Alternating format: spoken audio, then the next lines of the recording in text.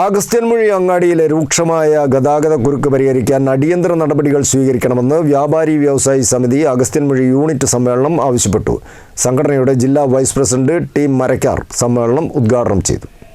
കേരള സംസ്ഥാന വ്യാപാരി വ്യവസായി സമിതി അഗസ്ത്യൻമുഴി യൂണിറ്റ് സമ്മേളനവും നഗരസഭാ സാരഥികളെ ആദരിക്കൽ ചടങ്ങുമാണ് അഗസ്ത്യൻമുഴി ഇൻസൈറ്റ് ഹാളിൽ നടന്നത്. മോഹനൻ വായങ്ങാപ്പാലയിൽ പതാക ഉയർത്തിയതോടെയാണ് സമ്മേളന നടപടികൾ ആരംഭിച്ചത്. തുടർന്ന് നടന്ന സമ്മേളനം ജില്ലാ വൈസ് പ്രസിഡന്റ് ടി മരക്കാർ ഉദ്ഘാടനം ചെയ്തു. Mukkam area president K T Natesan അധ്യക്ഷനായിരുന്നു. നഗരസഭാ chairperson advocate Chandini, deputy chairperson C A Pradeep Kumar, 12ാം ഡിവിഷൻ കൗൺസിലർ റെനീഷ് നീലാംബരി എന്നിവരെ സമ്മേളനത്തിൽ ആദരിച്ചു.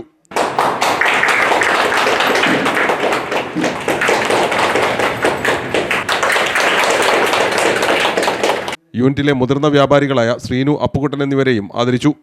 അഗസ്ത്യൻമുഴിയിലെ ഗതാഗതക്കുരുക്കിന് ശാശ്വത പരിഹാരം കാണണമെന്നും തെരുവ് കച്ചവടം നിയന്ത്രിക്കണമെന്നും കടകൾക്ക് മുന്നിലുള്ള ഓട്ടോ പാർക്കിംഗ്, മറ്റ് അനധികൃത പാർക്കിംഗ് എന്നിവ നിരോധിക്കണമെന്നും സമ്മേളനം പ്രമേയത്തിലൂടെ ആവശ്യപ്പെട്ടു.